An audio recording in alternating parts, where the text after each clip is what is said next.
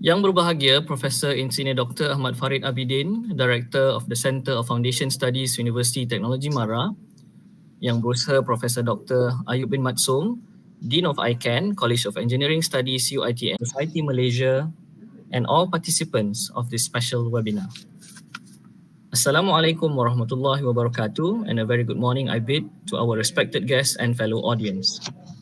Welcome to the Industry Knowledge Transfer webinar with Pfizer, organized by Centre of Foundation Studies in collaboration with College of Engineering Studies, UiTM. The theme of this special webinar today is what we learned from the pandemic and steps for the future. We are indeed lucky to be here today to deepen our knowledge on the latest developments in the public health industry as we brave further in the post-pandemic era. Since 2021, Pfizer Malaysia has been actively collaborating with UiTM in increasing public awareness on health and improving quality of life in general. Ladies and gentlemen, to begin our event today, let me invite Yang Berbahagia Profesor Insinyur Dr. Ahmad Farid bin Abidin, Director of the Centre of Foundation Studies, University Technology Mara, to deliver his welcoming speech. Please welcome. Thank you very much, Mr. Irwan, who are acting as the MC as well as the penyelaras ICANN, Centre of Foundations. From Pfizer yang berusaha Cik Syami Zaid, our special distinguished speaker yang berusaha Dr. Murallitharan Munisamy, Managing Director National Cancer Society Malaysia, and all participants of this special webinar. Bismillahirrahmanirrahim. Assalamualaikum warahmatullahi wabarakatuh. Salam sejahtera. Salam UiTM di hatiku. Salam Malaysia Madani, and very good day to everyone. Alhamdulillah, first and foremost, praise to Allah Almighty for His continuous grace and mercy. We are able to gather here in this event. First, I would like to thank everyone for spending the time to attend this webinar event. Ladies and gentlemen, it is our pleasure to welcome all the participants to this webinar with our esteemed industrial partner, which is Pfizer. As far as collaborative activity is concerned, Pfizer has been an active partner with UiTM way back to 2021, if I'm not mistaken, where it's been initiated by the Faculty of Electrical Engineering, led by my friend, Associate Professor, Instrument Technologist, Dr. Ahmad Saibin Zulfaqar. Among of this smart partnership, including efforts in knowledge and technology transfer with the universities, have awareness events with the community, as well as them empowerment in school somewhere in Malaysia. We are thrilled to have them here with us to further benefit our good cause. I would also like to congratulate the organizing team from both Centre of Foundation Studies and the College of Engineering, KPK, for this wonderful collaborative works. My heartfelt appreciation goes to the College of Engineering for their willingness to work with us and supporting this endeavor for knowledge transfer initiative from the industry. Thank you very much, Prof. Ayub, who used to be my colleague at KPK. Aligned with our tagline, which is nurturing global talent at Asasi, as well as upholding our aspiration to be globally renowned university in 2025 or in short GRU 2025, industry knowledge transfer events with international institutions would become an annual agenda for us at Centre of Foundation Studies, as we position ourselves as a reputable institution in global. By bridging the academia with the leading industry, Pfizer, it will opening up possibilities for further meaningful collaboration between both parties. Ladies and gentlemen, collaborative work between industry and academia is crucial, not to only drive innovation, but also ensuring the new ideas and technologies which are practical and applicable in real world and present day demand. We value our partnership with Pfizer and looking forward to learn more about their latest developments. We hope that today's discussion will not only provide valuable insight knowledge, but also spark new ideas and opportunities for more meaningful collaborations. We encourage the participant to ask as many questions and engage in thoughtful discussion to make the most of this opportunity. Together, we can continue to push boundaries and drive progress in the present day environment. Thank you once again for joining us, and we are looking forward to a fruitful discussion through this event. Sekian, wabillahi taufiq wal hidayah. Wassalamualaikum warahmatullahi wabarakatuh. Over to you, Mr. Irwan. Thank you Yang Berbahagia Profesor Insinyur Dr. Ahmad Farid bin Abidin, Director of the Centre of Foundation Studies, University Technology Mara, for that wonderful opening speech. Ladies and gentlemen, it is now time for the most anticipated session of the event, the Industry Knowledge Transfer session. Let me introduce you to our distinguished speaker, Yang Berusaha Dr. Murallitharan Munisamy, Managing Director, National Cancer Society, Malaysia. Dr. Murallitharan is a public health physician by profession. He completed his master's degree in community health sciences at the National University of Malaysia and later on received the ASEAN Economic Community Scholarship and completed a PhD in public health at Chulalongkorn University, Thailand. He was also awarded the prestigious Chevening Scholarship in 2015 by the UK Foreign and Commonwealth Office and completed a term as a fellow in health policy planning and financing at the London School of Hygiene and Tropical Medicine and the London School of Economics and Political Science. Dr. Murallitharan has worked in various capacities as a clinician for the Ministry of Health and other international bodies, including WHO. Prior to his foray into the medical world, Dr. Murallitharan was also a writer with the New Straits Times, NST. His areas of interest is in public health, health systems, non-communicable diseases and health economics, and he's also actively engaged in research into these areas with public universities and also serving as adjunct lecturer at some of these institutions. Dr. Murallitharan was previously medical lead for Sanofi Aventis Thailand, Malaysia, Singapore, Brunei, Myanmar multi-country organization and is the current managing director of the National Cancer Society of Malaysia. Without further ado, let me invite our distinguished speaker for today, Yang Berusaha Dr. Murallitharan Munisamy, Managing Director of the National Cancer Society Malaysia, to deliver his speech. To all the audience, feel free to ask questions via the YouTube chat space that is provided on the YouTube channel, Pusat Asasi UiTM. Over to you, Dr. Murali. Thank you. A very good morning. Thank you so much, Mr. Chairman, for that very kind introduction. A very good morning to all our respected professors and, of course, our colleagues from UiTM and Pfizer. And first of all, please allow me to express my gratitude. So thank you so much for being able to invite me to join this session. And of course, it's such an honor and a privilege to be able to speak to our distinguished colleagues this morning. So just a little bit about myself and then where I'm coming from in terms of positioning the material around this discussion session today.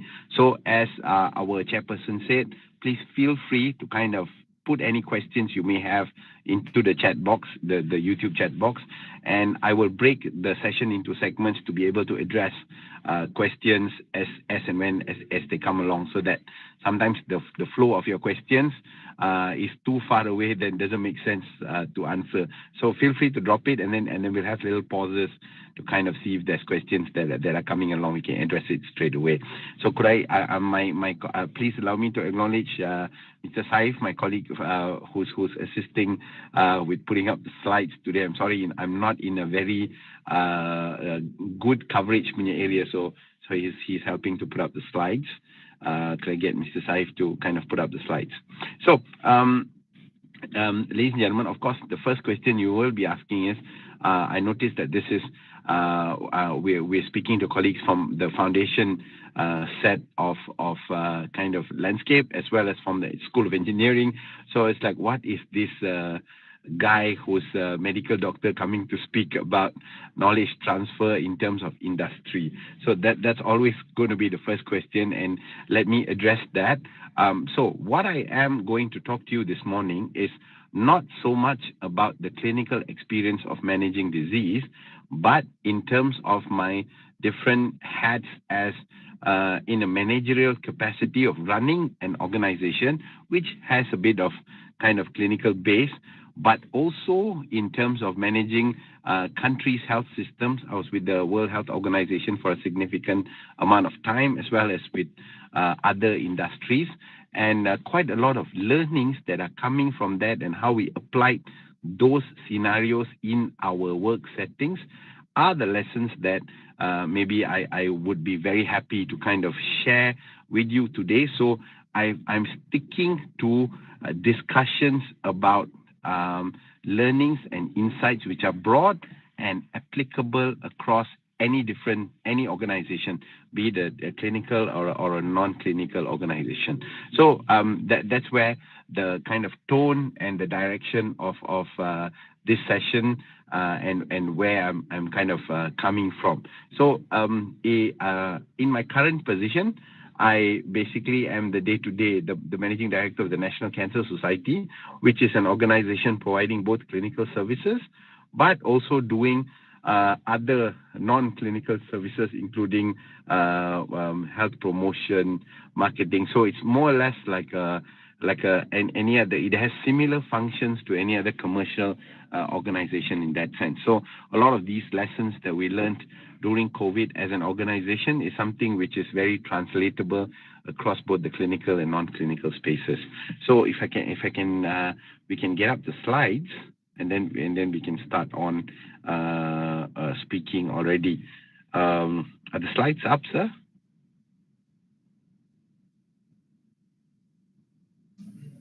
Sorry, Dr. Murali, I am about to sharing the slide now. Wait. Lovely.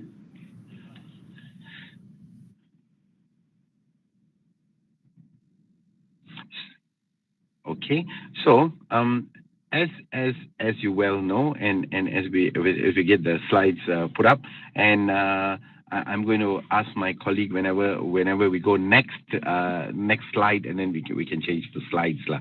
Okay, so as we know, okay, and unless you've really been in a different planet, I'm sure all of us have very personally experienced the struggle of the COVID-19 pandemic. So it started in about February, March 2020, really in Malaysia, and we went into what is a very interesting crisis process, which is these various lockdowns, which happen in different stages.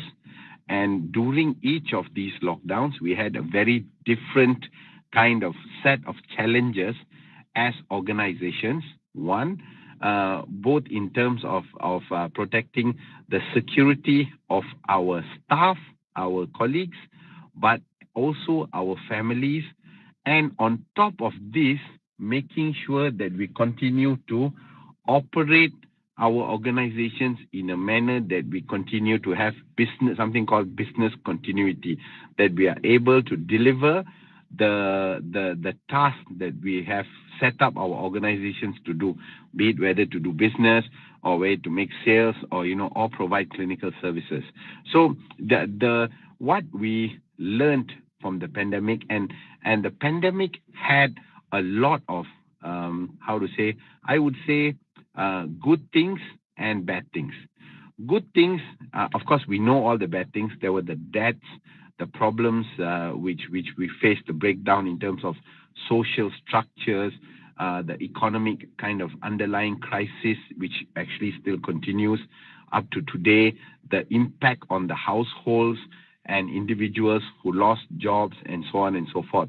And I actually hypothesize, okay, that a lot of this is actually because of an inability of organizations to be able to cope successfully with this sudden huge crisis. And that really is the big learning that we have to learn in order not the last pandemic we will face.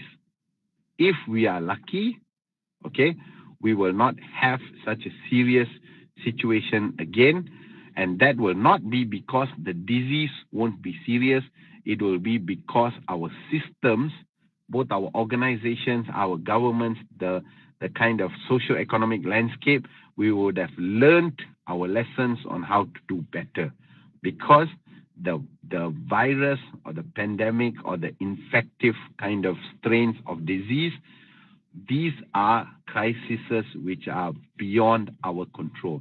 What is within our control is how we will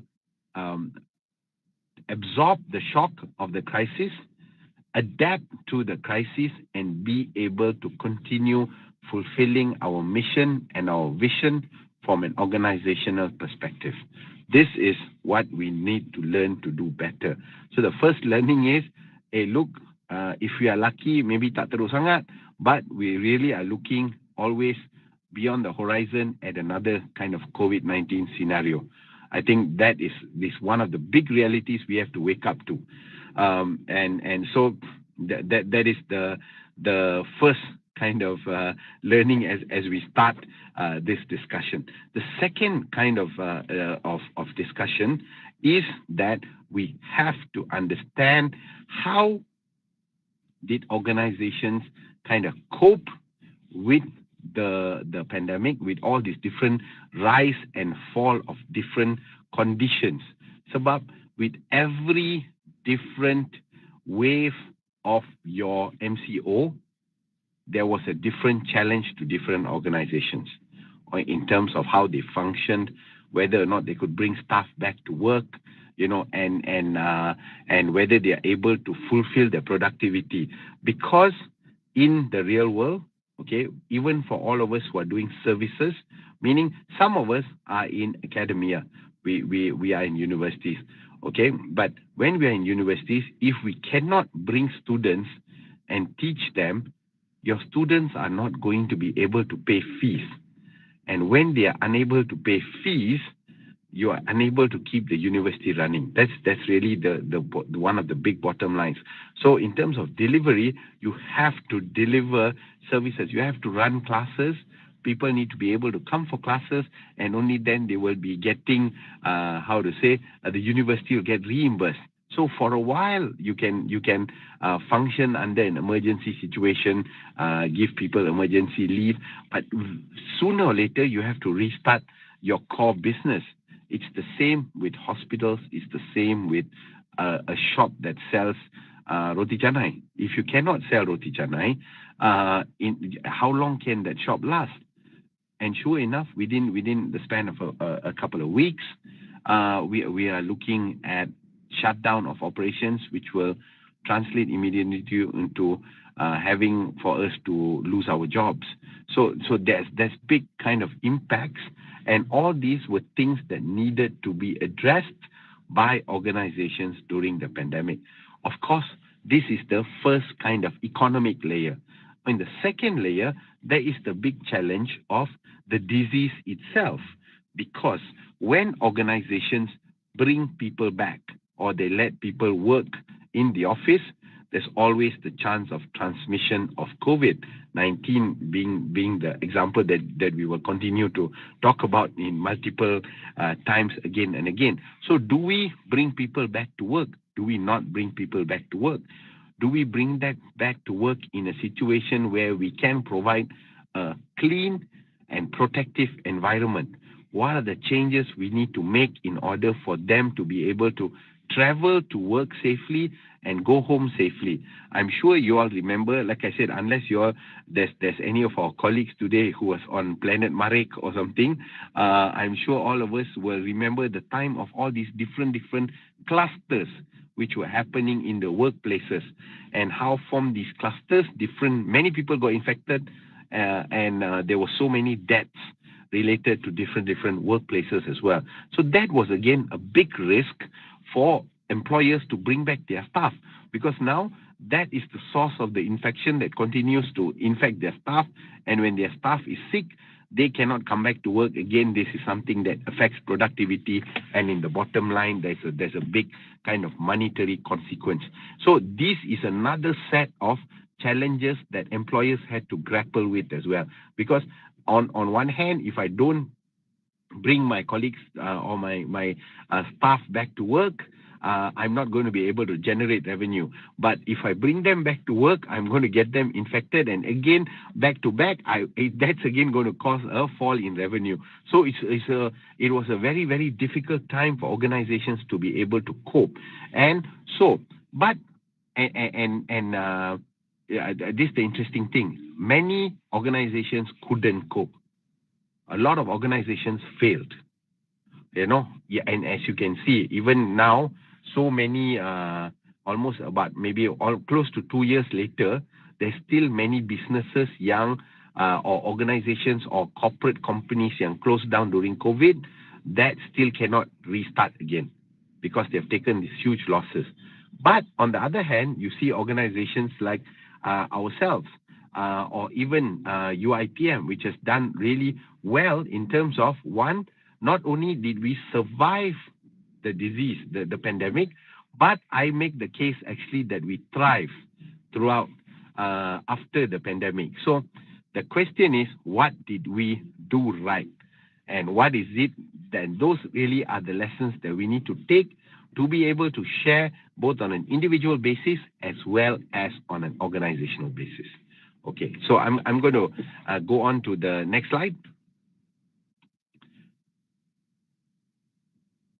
So that's my conflict of interest in case you all are interested in that. I'm going to. So I'm dividing my session into. We can go on to the next slide, sir. I'm dividing my session into two different pockets. So for easy kind of understanding, first is on an individual basis, and I'm speaking to everyone here as a leader because. Some of us already lead in our formal capacity, but everybody will grow to be a leader in their own right soon, someday, 10 years down from now, 5 years from now. But almost all of us will be in leadership positions in different capacities. Some of us lead universities, some of us lead departments, some of us will lead teams. But all of these are leadership functions. So the first set of discussions that I really want to have is about lessons for leaders, which we can learn from the pandemic. So the first lesson is on focusing on caring for employees. I think during the pandemic, what a lot of organizations began to learn is that how to be a little more sensitive, peka bukan pekak, to the needs of their employees.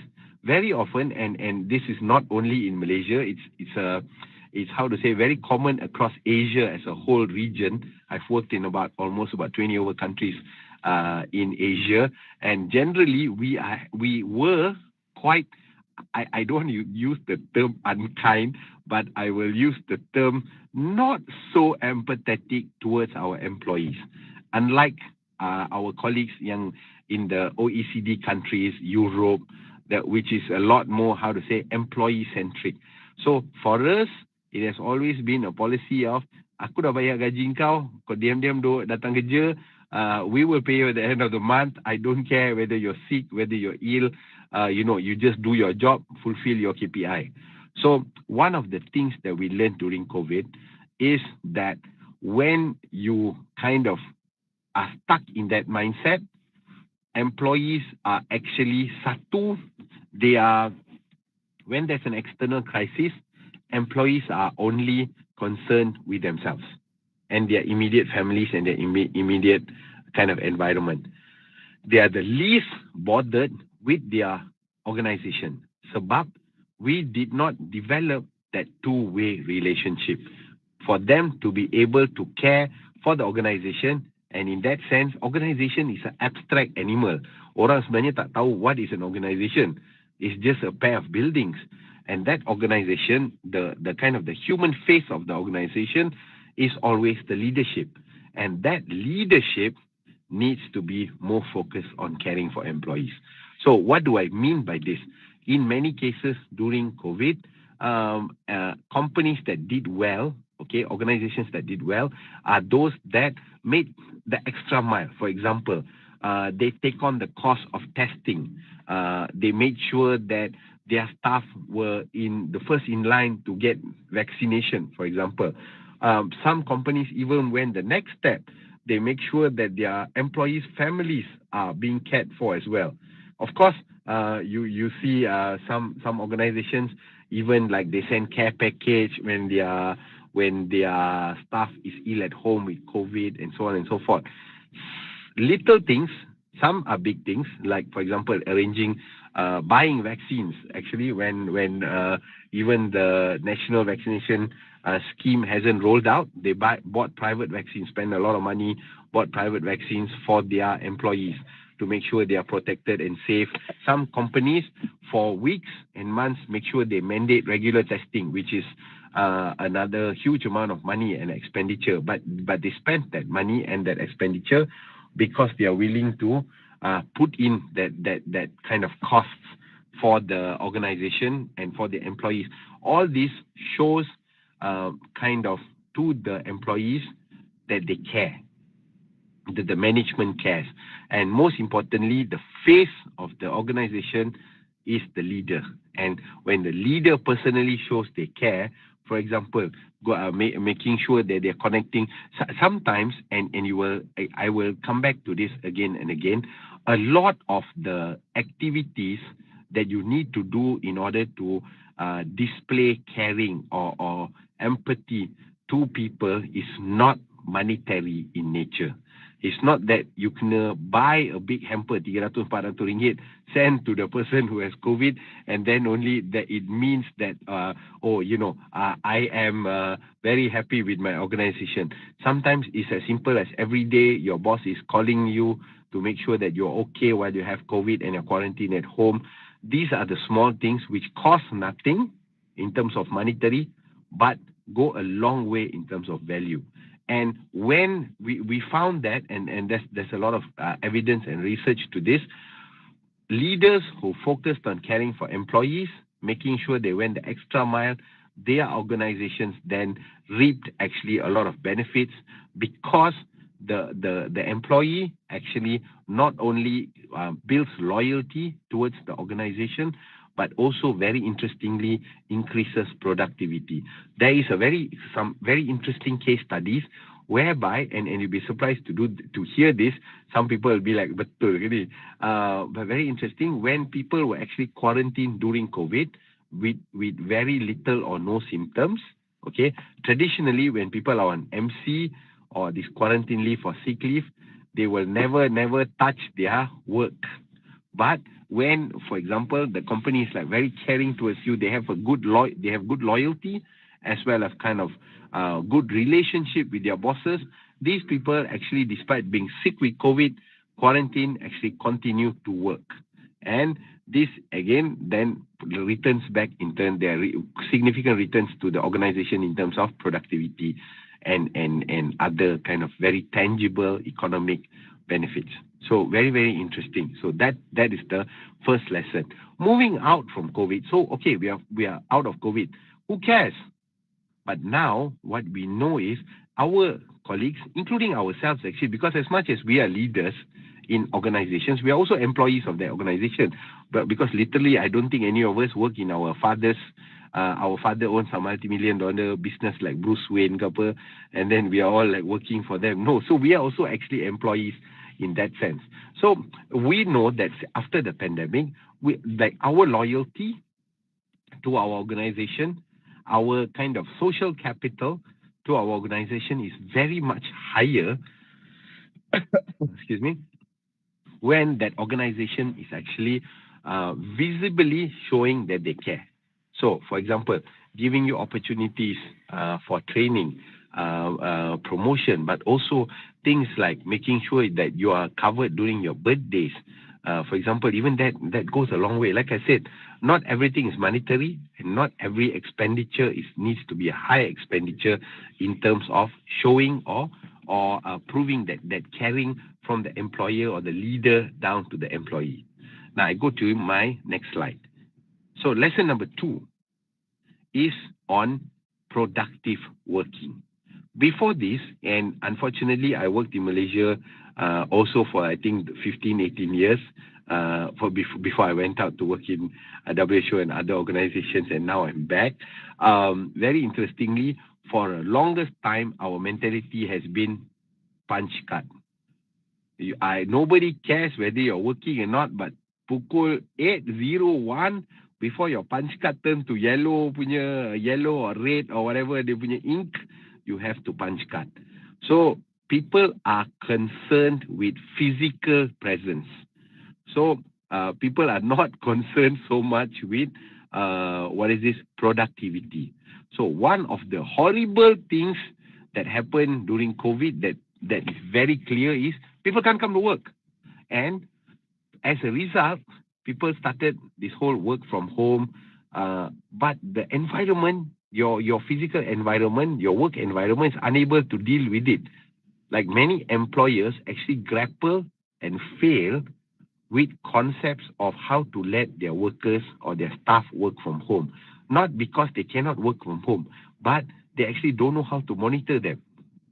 And again, it falls back into this mindset of I have to physically, with my 2 eyes or 4 eyes, if I'm wearing specs, I have to see the employee sit down at the desk, watch them go to toilet 4 times 1 hour, take the lunch break, then only I know this person is there at the desk. So it's a very wrong concept to have.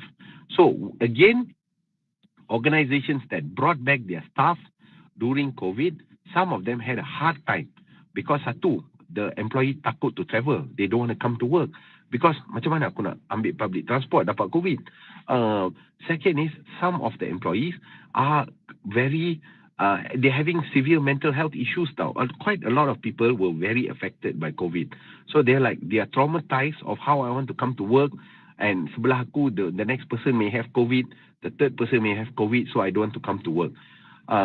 Third thing is the logistical nightmare. These people have to either come by Grab because no public transport, or they cannot drive. Some of them have kids at home because the kids now cannot go to school. How are they going to care for the kids? But they have to come to work. They have no place to send the kids. All these are macam real life problems. And not forgetting a lot of these state travel restrictions. Ada orang yang tak boleh travel masuk kerja from other places. So all of these were different challenges that employers face. And this in getting the employees to come back to work.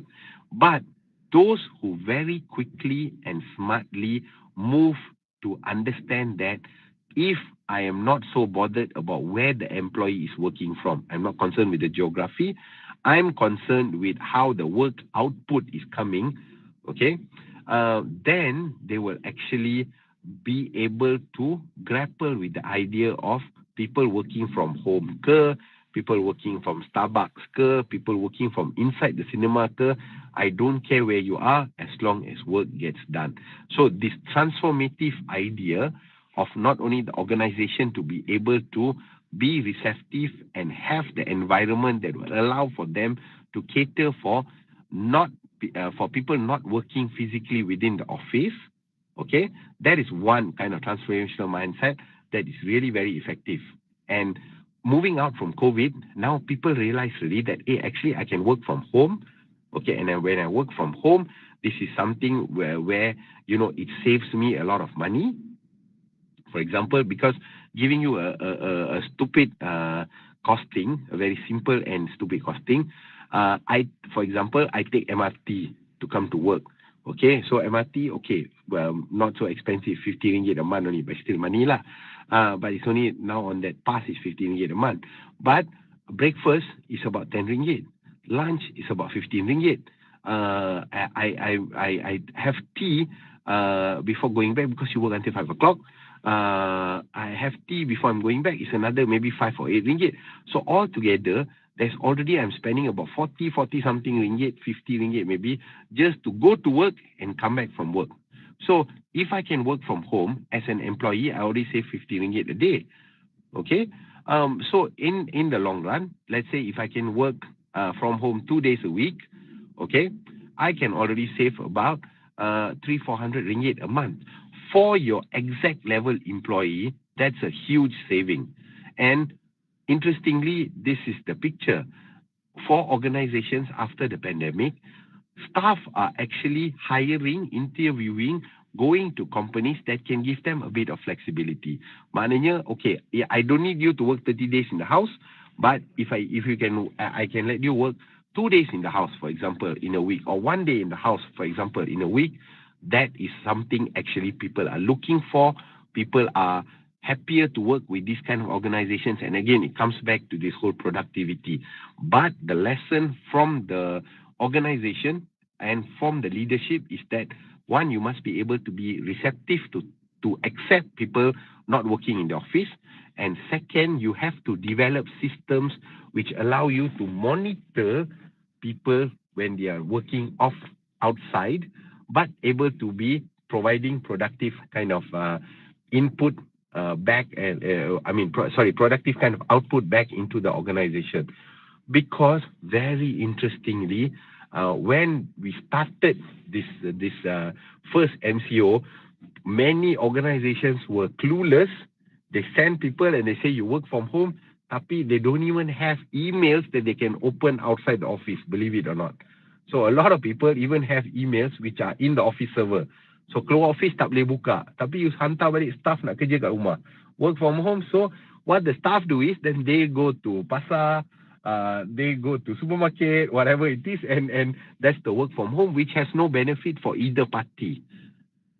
So this is the kind of second lesson. For productivity, productive working, not irrespective of where we are. And of course, what is also interesting for the organizations is there's actually a lot of cost saving by rotating your staff.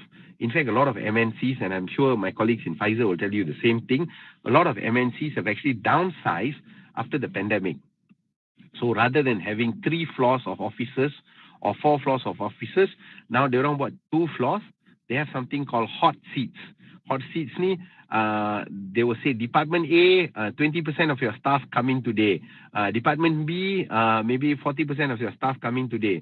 So you will maybe work in the office only 3 days a week, 4 days a week. There's a huge cost saving in terms of electricity, aircon, all these other costs.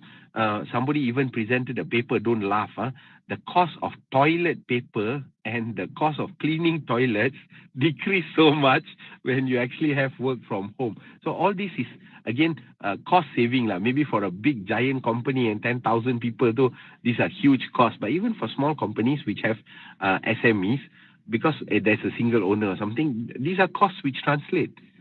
So these are kind of lessons which are very important for people to pick up on. Now let's go to lesson 3. Next slide. So the next slide, which is really a very, very difficult conceptual thing for a lot of people, is how to make operations run more efficiently and effectively. Okay, so efficiency, let me just run through these concepts very quickly. Efficiency is basically how you can do something, how you can create an output with the least amount of input. If I can do with if I need one person to do one thing, if I can cut it down to half a person doing one thing or quarter person doing one thing, that's doing it as efficiently as possible. But that efficiency has to be one dimension against another, weighed against another dimension, which is efficacy or effectiveness. Because effectiveness is making sure that things are done the right, we are doing the right things. We are doing the things that can give us the maximum, beneficial output. So one is doing it in a lean manner, in an efficient manner, but you also want to do it in an effective manner. So, for example, let's say, and I'm giving a very simple example, you are all this professor, very, very atas, and the professor actually have to have one staff whose work is just to come to set up the laptop and to tekan the slide and to on the projector and off the projector, one whole staff for that. Today, this is a luxury none of us can even think about. You can pay the one salary of one staff just to do that work. It's highly inefficient. Okay, but in terms of effectiveness, right? let's say I come back to this PowerPoint story. Okay, you can take, for example, this material to build this PowerPoint. You can go and read 20 books, taking about 100 hours finding and this one, and you are not a subject matter expertise. Or you can go to a subject matter expert who has done this multiple times before, who may already have the slides, has already used it for teaching, and adapting that, okay, and using it will be much more effective, because this is something that's already been tested and proven, instead of you as a non-subject matter expert, engaging into this. So in the future, and these are things that are already being built into organizations. One is how to do the same thing that you have been doing before with 10 people, how to do it with 5 people. Next year, how to do it with 3 people. Next year, how to do it with 1 person. And a lot of, organizations are now really, really cutting down in terms of this lean and efficient manner. And digitalization and automation are two kind of big processes driving this. But also the human element comes in terms of the effectiveness component, to make sure that we are doing things in the right way, so that it's of high effectiveness as well as high efficiency. So and that's really the right upper quadrant in this square is where we need to move organizations to. And during COVID, people realized that, for example, before this, my department operated with 10 people, but now 3 people only working. The other 5 fellows have COVID, but still the department's running. So I learned to already do things with 3 people instead of 10 people, So, and they become much more efficient between, for example, academic institutions, or for example, industry partners. And look, this is a very interesting, this session itself, between a medical pharmaceutical company and the School of Engineering of a university. If we had talked about it 10 years ago, people laugh like, hey, what is this? These two entities got any relationship with each other? But these are relationships formed during COVID. And this cross-sectoral collaboration is absolutely what people are doing now in order to kind of increase the efficiency and effectiveness. So these are things that post-COVID is already become the norm. So this is like how to say, leaders need to start functioning along this way. Next lesson. Next lesson is actually, and this is something which is not really to do with COVID. Every time we beat each other about this, about prioritizing communication, but it's only really during the pandemic that people realize how important communication was. So again, like I said, and the background, when I gave the backgrounder to this, I was telling you about how a lot of people had mental health issues, a lot of confusion, a lot of misdirection, a lot of pseudoscience. People are concerned about their livelihood. So all these are communication crises. And in their, confusion, hesitancy and all that, people within organization look to their leaders. And they look to their leaders for the very clear, sharp lines of communication to be able to give them the reassurance, the certainty, the kind of commitment that they are safe, they are protected, they have jobs, their jobs will continue to happen. But these are the things in which, and you can see this from organizations that failed during COVID, when the leadership failed to communicate. When sometimes the CEO is hilang for 6 months away from the office. So, for example, and a lot of people actually get confused. They think that because we watch enough Hollywood movies, that communication is just verbal. The CEO have to stand in front of everybody, give this Braveheart speech, and people need to be inspired, cry and everything. But really, no, a lot of it is non-verbal. A lot of it is actually visual. Like, for example, there are many companies in which the top management never appeared during COVID. The whole of COVID, they make their staff and all work, but they just never come. So the staff get very disillusioned. Oh, bos aku takut mati, so dia tak datang, tapi suruh aku kerja juga. So this sends a very dissuasive message to the downline, to other colleagues, telling that basically they are not being supported. Or the bosses put in a set of rules. Oh, you all have to do scan, but I won't follow this. It's not for me. I'm a boss. I don't need to do this. So these are things that when leaders, people, your colleagues, your downline are watching not only your verbal communication that you're giving to them, but on how you communicate and how to say who you communicate with. This WhatsApp, for example, is a nightmare. I have to tell you, like even within quite a few organizations that I work with, we restrict discussion on WhatsApp, and that's not because of security law, is going to be hacked by some foreign government, nothing. It's basically human communication face to face or through the phone is very different from WhatsApp, because sebenarnya orang cannot understand a lot of nuances on WhatsApp. Sometimes, for example, and I share with you this very funny story. A lot of my younger colleagues, okay, they will acknowledge something on WhatsApp by saying, okay. They will meremeh-temehkan tau. Okay lah. Apa ni kau, like macam, so it's like very insulting.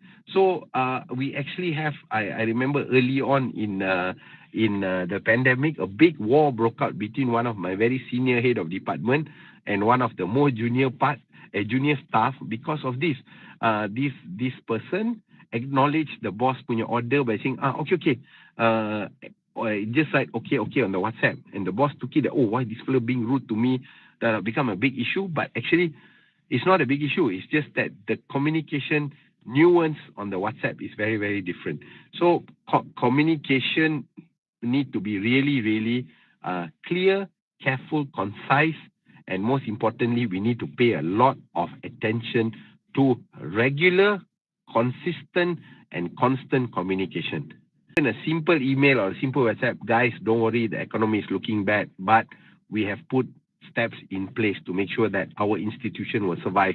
Or we have put in consistent and constant communication. That is really the key. And sometimes, even though it seems like there is no need to communicate, and nothing lah, who cares about it? There is a very, very strong, very closely related. And if you recall, and again, I go back to the example of COVID, if you notice, before that, our prime ministers in Malaysia, you will only hear them during Deepavali, Raya Cina. I sometimes, they will give a message, 10 minutes, 15 minutes. In fact, nowadays, I see that one, so the back to be very less already. People don't pay attention. But you remember at that time, during this COVID, the crisis communication very will come on TV, and at that time, this used to be some prioritized. People will switch off everything. I remember even in different families, everybody will WhatsApp each other. Hey, today the Prime Minister is coming this time. Everybody pay attention. So it is if you took society as an organization, it's a very clear example of how crisis communication and the leadership communicating during the crisis is being so important for everyone, because the whole country aligned around the message, the clear message coming from our top leadership, which is our Prime Minister. So that is the fourth lesson. Moving on. Next. Lesson 5, humanize. And it's the lesson 1, lesson 4, and lesson 5 is a little bit kind of intricately connected, because again, we over the kind of decades in Asia, we've gotten used to this very cut and dried relationship between our colleagues. So there is a very transactional relationship running between institutions, and during COVID, a lot of this actually was, I would say, their case lah. Their case in the sense that people start to pay attention to other people. So there's a lot of humanizing of the relationship, the very formal work relationships began to break. And when people break these barriers, okay, they find that they work much, much better. So post-COVID, a lot of people who are now like going back to this, some of them are like moving back to this very formal kind of relationship. They find that that is not a good way to actually have this kind of business or formal relationships. You won't believe when I started working, I think almost about 20 years ago. So there are colleagues of mine who we won't even know whether they are married or not. Where they even live, people don't know. It's a very, very formal kind of working relationship. But now this isolation, this loss of meaning, these are things that the younger generation cares a lot about. And we are finding that as leaders, when we have this very human relationship with them, you share a meal, you are going on some activities together. These are things which help to build a relationship not only between employer and employee, but between leaders who can then act as mentors to their younger or more junior colleagues. So that's in terms of lesson 5, which is about humanizing. Lesson 6, and I'm moving on this, is about being adaptive and responsive. I've put that slide of a chameleon, and you remember, like, basically this chameleon is an animal that in different circumstances it will just change. It is its type and its type and shape and all that. It will just change it to the color of the environment. And similarly, I think one of the things with leadership during COVID, which we learn, is we have to be super adaptive. Because you remember, one of the things that used to happen is they will announce the MCO, punya changes in the MCO on that Saturday night or the sometimes the Friday night, and then by Monday you have to put new SOPs, you have to bring staff back, whatever. All these were some of the very quick changes that organizations had to do. And in an era where, you remember, I hope that many of us are not in this type of institutions anymore. To get a department meeting, you have to plan 2 months in advance. You want to get somebody to get a decision, you have to send 3 emails. One first layer will send to second layer will send to the top boss. You send terus to the boss, mati, will kena pancung. So things like this is what changed during COVID, because you will notice organizations that did well, their leaders become very adaptive. They are able to make quick decisions, and they are very, very able to respond in a very timely manner. And most importantly, they are not hesitant to embrace this uncertainty. They are brave and they are willing to experiment, and if necessary, take the failure and rebuild from that failure. So adaptive leadership is again something that's become much more common. And now in the post-COVID world, we are seeing a lot more challenges.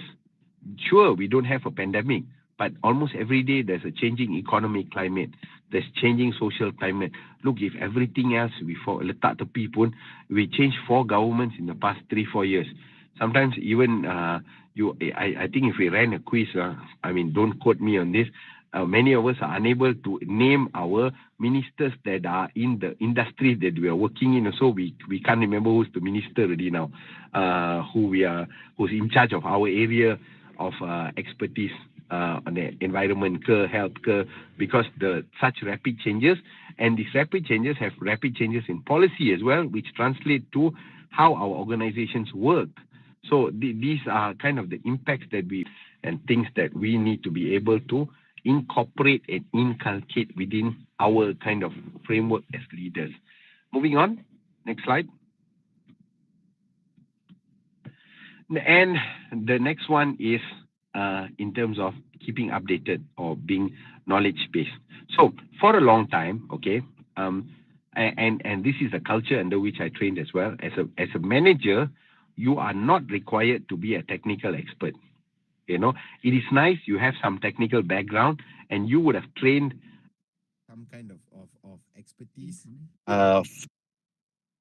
Your background which is related to the same area, but your issue will be this.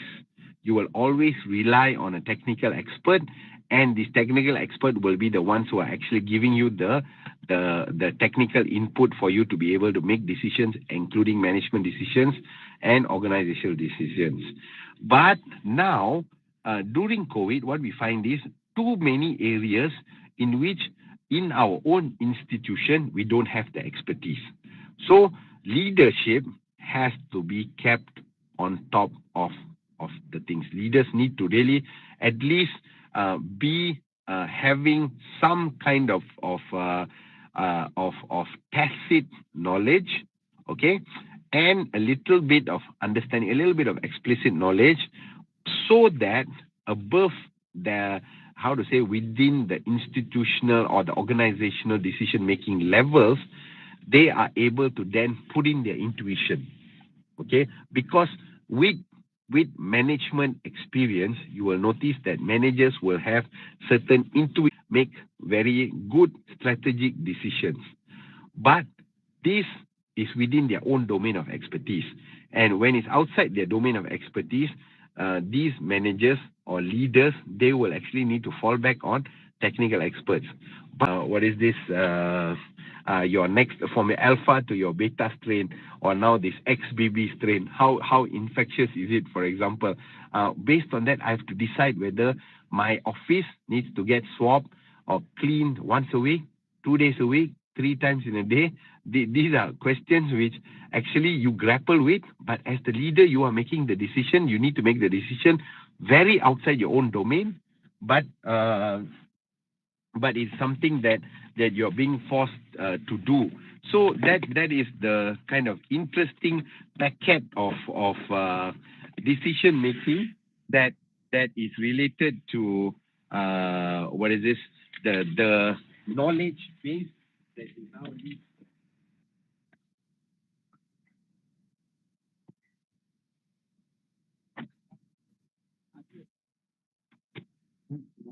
Leaders need to be able to stay on top of the knowledge base.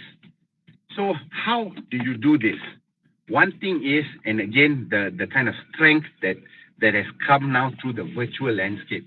One of the very interesting things that I noticed a lot of managers are doing nowadays is setting up or joining these very interesting types of tech talks, short 10-minute or 15-minute sessions, which are outside their own expert area, because in their own expert area, they are experts or they have some kind of technical knowledge.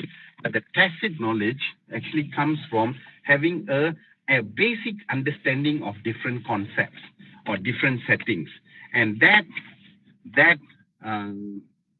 is something that, leaders need to be able to do in this post-COVID world, because again, you are no more practicing, or your institution is no longer only being impacted by one dimension, your own dimension or your work area. You're being impacted by a lot of other external factors. And for you to be able to cope well, for your organization to be able to do well, we're finding out that, you need to kind of have this kind of built-in, need to learn, and the consistency to keep on. Again, learn is maybe too strong a word, but to keep abreast of all these other domains. Now, going on to the next lesson. So, and courageous leadership. Again, like I said, courageous leadership, of course, it's not the kind of leadership they're talking in terms of brave heart lah. People, I will, everybody else can stay at home. As the leader, I alone will come to work and face COVID. No, that's not the lesson that we're looking at, but instead we're looking at how we can move away from basically very top-down leadership, which is common before COVID, where the boss is always right. Whatever the boss says, everybody must follow. 100%, yes sir, no sir, 3 bags full sir. But they now begin to actually allow the empowerment of other colleagues to give them and share with them some responsibility, allow them some decision-making capacity, and more importantly, have the ability to listen to them to get some input. And this actually is how to say, that means you need to be empowering your colleagues, your younger colleagues, junior colleagues, to be able to set them up to fail if necessary, but that failing, learning from the failure and reorientating the organization is something that leaders need to be brave enough to allow for. And that is the courageous leadership.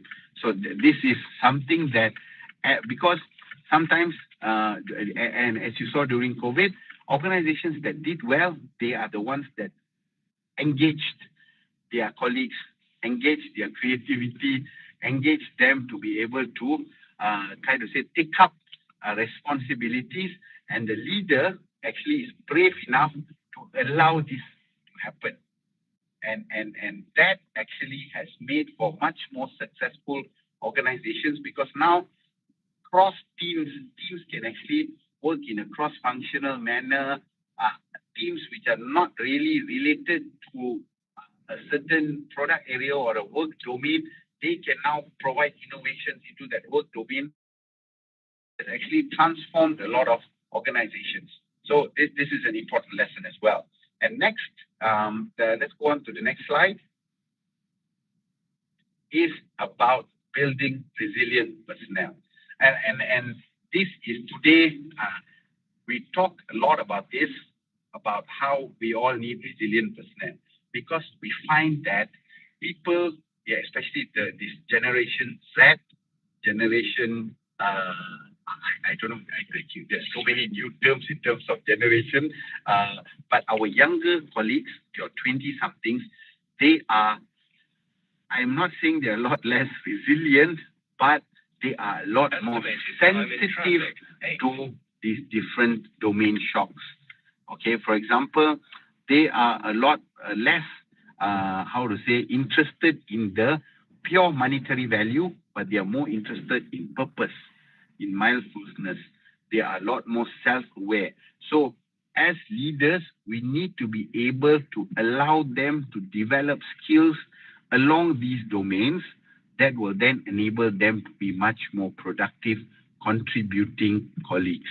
So if not, okay, when they are faced with, and as you saw during the COVID-19 crisis, people who had this adversity reacted in many different ways. As you can see, some people just totally break down. They have mental health crisis and go into almost like a failure type of situation when faced with this huge COVID, while others did really well, during this entire crisis. So that is the issue. So this is something that we need to be able to cope with during COVID, and building a lot of resilient personnel is something that leaders need to actively be able to do. The more resilient our personnel is, the more resilient the organization becomes as well as an organization, because this translates a lot of the values or the skills of resilience is both on an individual level as well as on an organizational level.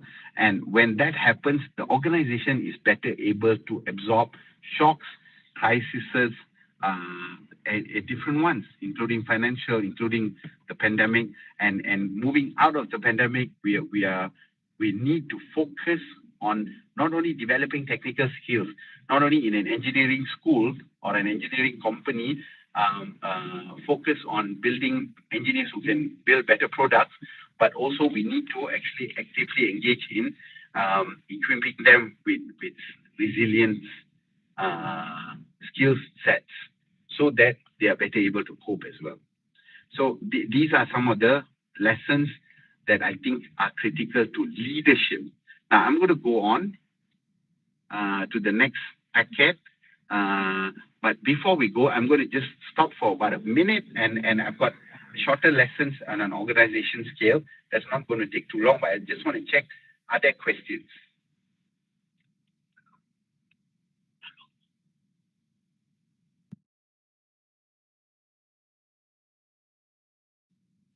Okay, so if there are no more, if there's questions, any questions? I'm just checking. Sirs? We do have some questions already in the chat box. Okay, Chun. So that allows me to just go on first, and if people have questions, let them continue just adding it on. Now Okay. I'm very concerned. Am I too resilient? What is this? Or maybe our colleagues all are very resilient today. Good. So okay. So long. I spoke to you about these 9 lessons, and these 9 lessons are really 2 individuals were learned from the pandemic. We'll go straight into lesson 1. First lesson is actually on the need to have a crisis playbook. So even for big organizations, I think COVID was a nightmare, a big shock. Okay, and as I told you when I started this session, if we are lucky, we won't have a big kind of pandemic anymore. But we're realizing that, I don't know whether you all were keeping abreast.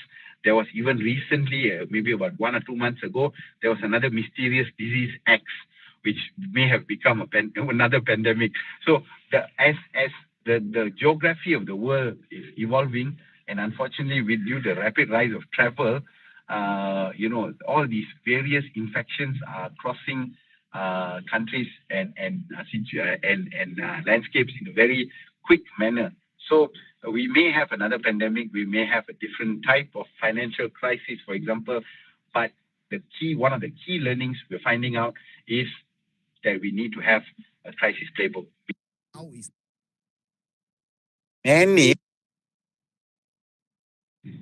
So because if you don't, and when you don't, they are unable to respond. The response time is very slow, and in many organizations, until the organization collapsed, they actually couldn't cope at all. So one of the big learnings is internally, each organization need to actually start building a crisis playbook. This crisis playbook is not only for infectious disease pandemic, it's even to a financial crisis. It's even to, for example, sometimes the top leadership resign altogether in an acute situation, bergaduh in the board. For example, there's some companies, there's big internal strife, and the board members all resign. But the day-to-day management still needs to go out of the company. So at that time, you need to have a crisis playbook to pull out, including what is in that crisis playbook, things like user communications. What are the communications that we need to, engage in? What are the strategies? What are the plans? And this needs to actually be a core essential component of how organizations are coming out of the pandemic. They need to be prepared for the next big crisis. Now, lesson 2 is scenario planning and simulation. So it's not merely enough for us to have a crisis playbook, but it's also to operationalize the crisis playbook.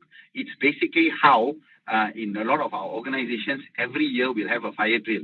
Some of us have a fake fire drill. We'll call the bomba guys, give them some teh tarik, they'll come and check the fire hydrant and the fire extinguisher, balik dah sign settle. But by right, okay, we should actually have a full-blown fire drill where everybody gets to participate, people learn how to use, and that's a crisis. And we learn about crisis management. We prepare for that crisis when it happens. Similarly, organizations need to have scenario planning for crises and actually run simulations. Okay, tiba-tiba suddenly now we have a big financial crisis. What do we do? So these are macam regular training and engagement sessions which need to happen at least maybe once or twice a year, maybe during like your leadership retreats. So you refresh the playbook And most importantly, you operationalize and see, you run simulation drills. Only then the organization will be able to cope with all these different crises as and when they come out. And this is an important part. It may seem like a very paranoid thing to do. Some people may like, hey, these players are so psycho about everything. But it's important now more so than ever that this institutional level scenario planning crisis playbooks are there because of the high turnover that's happening today between our colleagues. People don't stay in jobs longer than 2-3 years really now. Last time, like I remember, people will start in one organization and they will literally die in that organization. Sampai the photo will naik on the dinding, and then they also actually the death certificate signed in the organization. Now it's no longer the case. People work in organizations maybe 1 year, 2 years, 3 years, and not so much longer. And the problem with this is when they leave. So, for example, the person who wrote the crisis playbook is the HR, and maybe the second lesson, for example, scenario planning, simulation drills are important so that the institution as a whole retains the capacity and the learning, so that they can, when they're presented with a crisis, amidst staff turnover and attrition of the staff, this thing can still go on as normal. The institution remains congruent, remains functional. Now, lesson 3. Investment in intelligence gathering. Now, and intelligence gathering is usually something which you saw, again, if you thought in a very high level, we're talking MI6, MI5, James Bond, that kind of thing is intelligence gathering. But no, it's actually being aware of the socio-economic political landscape and actually having some kind of mechanism where input in terms of changes in these domains are actually being translated into insights at a company level. So even something or at an institution level. So something like some academic institutions now have something called either book clubs or tea clubs, and sometimes we are stuck in the sense that we are stuck within the mindset of we have journal club. We present some papers to each other, that kind of thing around updates.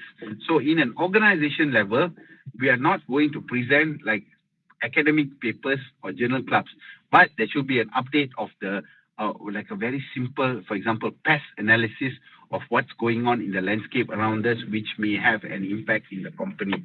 Something as simple as somebody reading a newspaper, or something like somebody reading a newspaper. I remember in those days, again, these are the bad old days or the good old days. There used to be one staff who's like a secretary for the CEO, the COO. They will have a common person who will actually every day cut out newspaper articles, literally use a gunting and cut out newspaper articles that are relevant to the company, and they will actually compile, and on a weekly basis, it will be shared with all the senior management people, so they know like an update about what's going on in the world around them. Of course, this is a very old style of doing it. Nowadays, we talk about an intelligence cycle. So something as simple as every maybe 2 weeks once at the department meeting, somebody is just giving a quick summary, which again, we can pull off ChatGPT and all that on in terms of what are the threats going on in the cycle around us. So these are things that organizations need to do. The next lesson.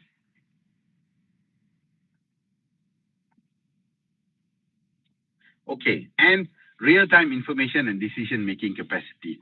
Like I was telling you, one of our big challenges in a lot of big organizations will be even to get all the bosses to a meeting will take 3 weeks.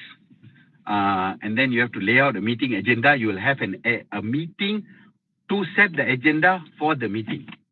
So we are sometimes very used to this kind of bureaucratic kind of manner in which mechanisms that we are addressing our concerns or challenges. And this is something we really need to change. The institutions need to have a very rapid decision-making capacity. So your decision-making capacity processes actually need to be transformed, and most importantly, empowering decision making to much lower levels for simple decisions. Something like, for example, choosing poster, need the CEO to sign the need the CEO to sign off on whether this poster, this color is correct or not. Things which are very irrelevant but archaic, but they are in place, So these are things that institutions really need to change, because we have so many rapidly evolving situations, rapidly evolving crises, which COVID has shown us.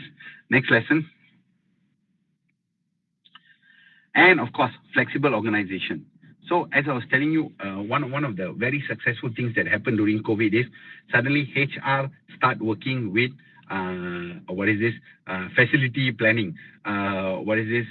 Finance starting to work with green, the sustainability teams. Because of this cross-sectoral collaboration, you see a lot of innovation, and this innovation helps to disrupt and create a lot of very quick and successful solutions which solved a lot of problems in different settings for organizations. So post-COVID, you need to keep the structures in place. This kind of, we call them sometimes short committees. There you have a rapid fire committee. The committee is only there for like 3 or 4 weeks. They settle, there's a problem. The committee is formed by different departments. They solve the problem, and then the committee gets dissolved. So these are some of the mechanisms that people are learning how to actually run very successful cross-sectoral collaborations within organizations. Instead of HR have to send one letter to call the other department, but the other department only the HOD connections that come out from this cross-sectoral kind of units working together within the organization. Next. Resilience, and again, I'm coming back.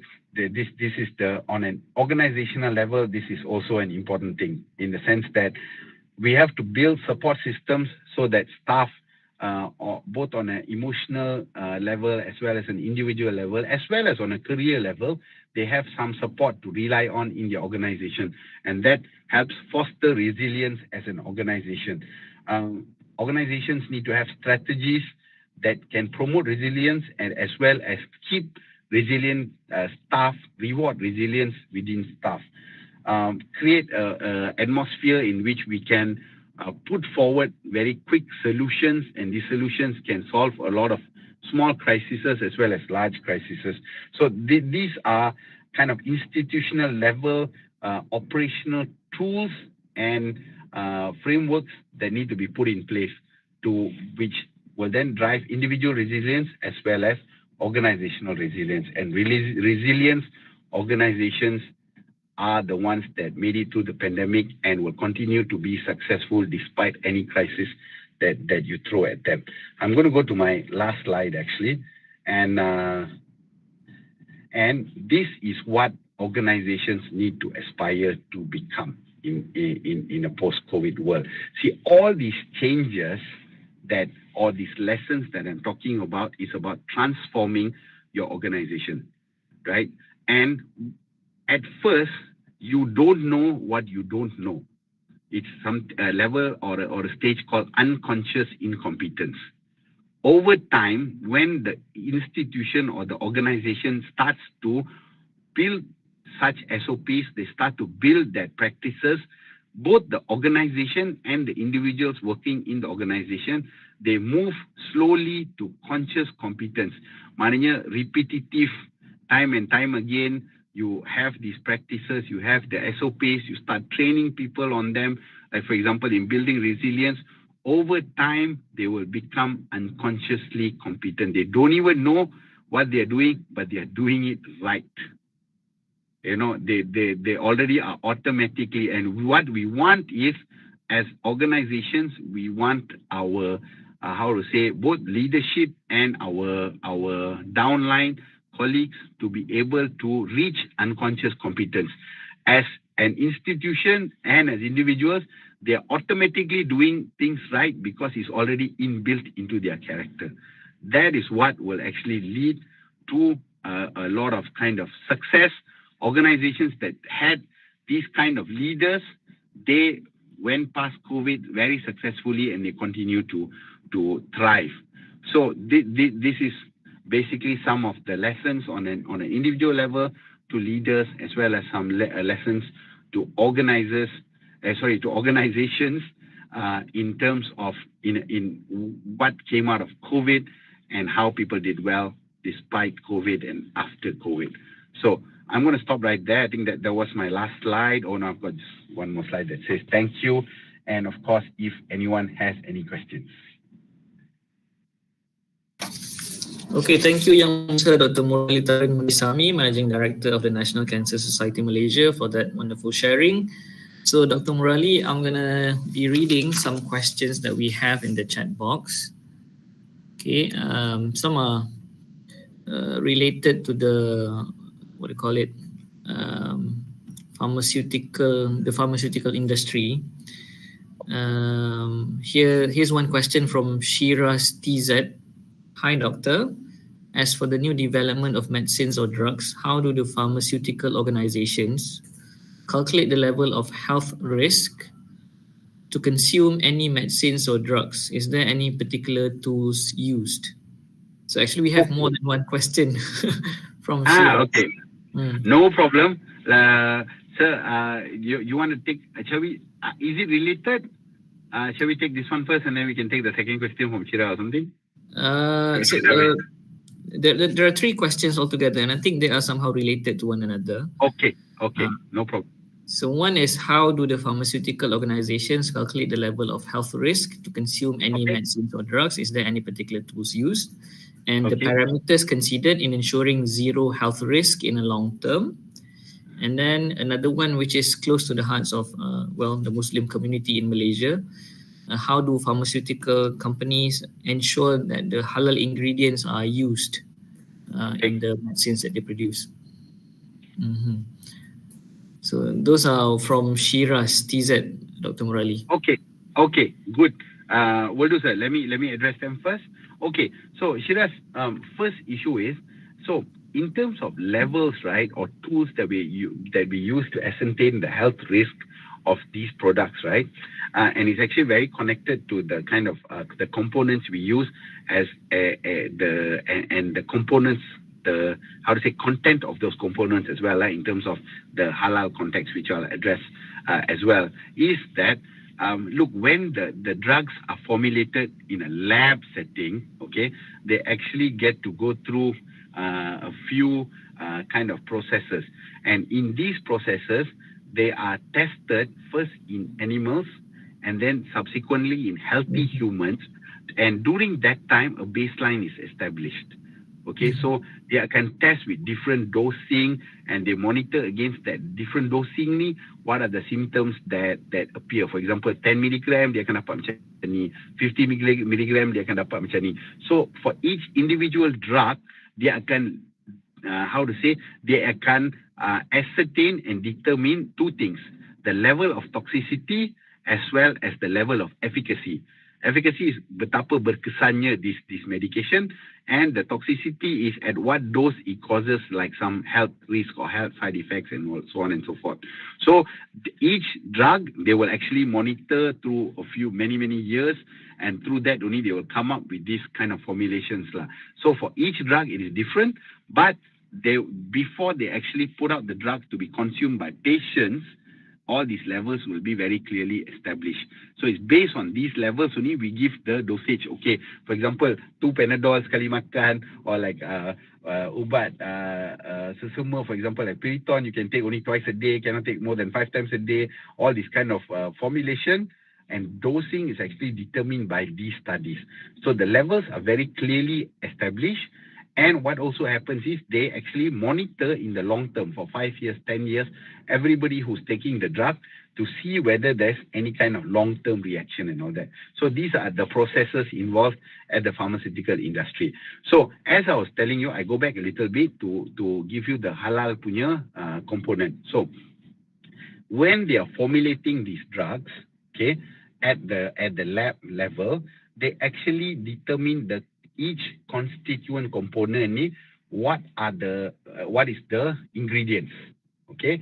And as far as possible, when there is an ability to move out, and this is happening in all drugs, yeah, when there's an opportunity or an availability to replace the animal component, whatever animal lah, whether it's cow ke, or is it whether it's cow ke, or in some cases porcine lah, which increasingly now become rarer and rarer, or even mouse. Actually, a lot of our new drugs, yang targeted therapies and all that, actually are using mouse DNA tau, which a lot of people don't realize. But even that now, we are humanizing it. Come back to one of my slide study lesson on humanization. So actually, in terms of drugs, also we are humanizing all of it, because the more you humanize it, the less you have any kind of allergic component to it. So that's a very active process that's going on.